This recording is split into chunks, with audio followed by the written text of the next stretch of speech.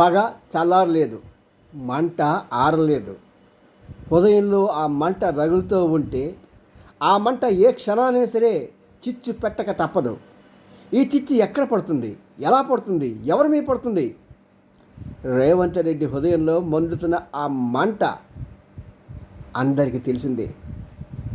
10 సంవత్సరాల క్రితం తన ఒక ఎమ్మెల్యే కేసీఆర్ ఒక ఎమ్మెల్యేని, నువ్వు వెళ్ళి రేవంత్ రెడ్డిని పిలువు, నేను నీ పార్టీలో చేరతాను, నువ్వు నాకు ఎంత ఇస్తావు అని చెప్పి ఆ డబ్బులు పట్టురా అని చెప్పేసి అతన్ని పంపించి వాళ్ళ పోలీస్ అధికారులు ప్రభాకర్ రావు మొదలైన వారి చేత అక్కడ సీసీ కెమెరాలని అరేంజ్ చేసి దాన్ని టీవీ9 అంతేకాకుండా వారికి అనువైన ఛానల్స్కి పెట్టి లైవ్లో ప్రసారం చేసి ఒక దొంగను పట్టుకున్నట్టుగా పట్టుకుని రేవంత్ రెడ్డి యొక్క రాజకీయ జీవితాన్ని భస్మాసుల హస్తంతో నలిపేయాలని చూశాడు. దాని ప్రతీకారం త్వరలో తీర్చబోతున్నాడు రేవంత్ రెడ్డి.